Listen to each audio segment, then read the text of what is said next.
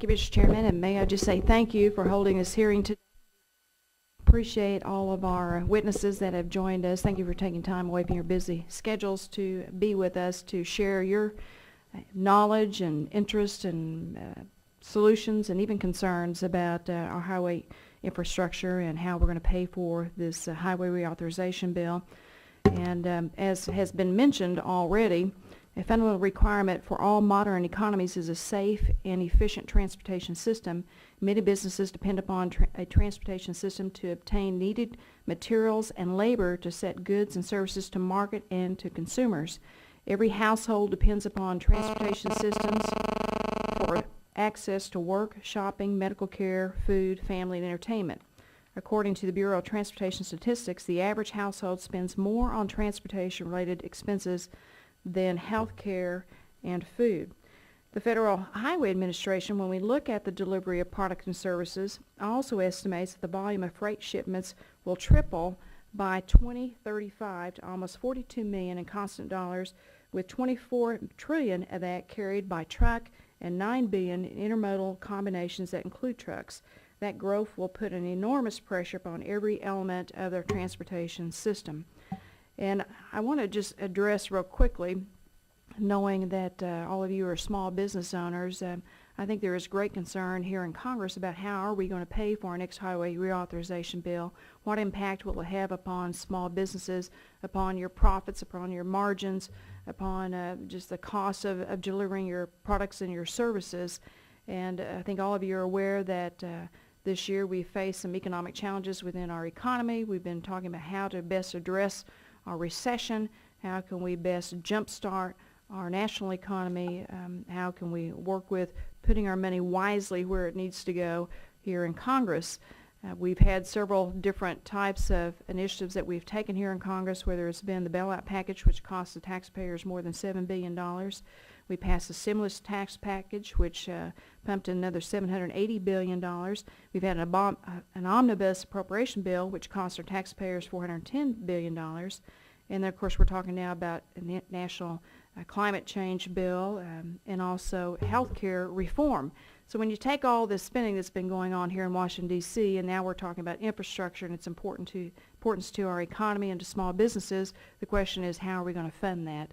And of course, we know that our highway reauthorization bill has run into, trust fund has run into deficits, and we've had to take general revenue funds to just shore up that money so that when the money goes back to the states, they can pay their contractors and suppliers.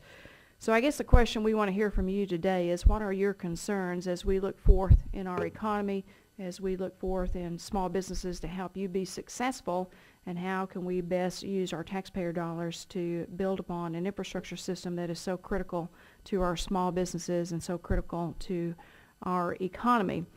The chairman mentioned some of the concerns that affect our small businesses, whether it's congestion, whether it is looking at ways of funding our next highway reauthorization bill, and how are we going to do that. The draft highway bill that we are going to be seeing soon does have different ways of paying for the next highway reauthorization package, but it also expands into several different areas that I personally have concern about. It creates a National Infrastructure Bank, an Office of Public Benefit, an Office of Livability, a U.S. bicycle system, just to name a few.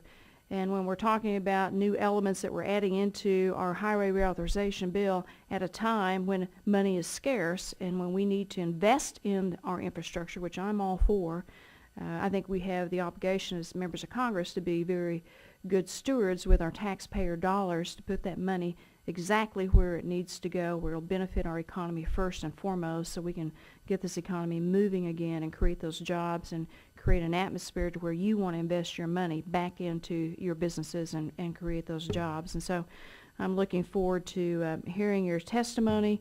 I will tell you that as we consider our next highway reauthorization bill, and Chairman Altmaier and I are both on the Transportation Committee, that I am concerned about the effect of any type of taxes that may be increased, especially on small businesses with fuel charges. It would It would affect your delivery of products and services, because those costs have to be passed on down to the consumers and to the other suppliers that you work with. We've talked about raising the gas tax, the millage tax. We've talked about Davis-Bacon, prevailing wages. All those things have been mentioned as we talk about how are we going to fund our next highway transportation bill and what will be in the bill itself. So thank you all for coming today. I hope that we can all work together here as Congress to build a responsible and cost-efficient way to sustain our national transportation needs and promote measures that will allow our transportation projects to be completed, and hopefully in a way that doesn't overburden the construction of those services with too much red tape from our government. So I appreciate you coming here today, and Mr. Chairman, I'll yield back my time.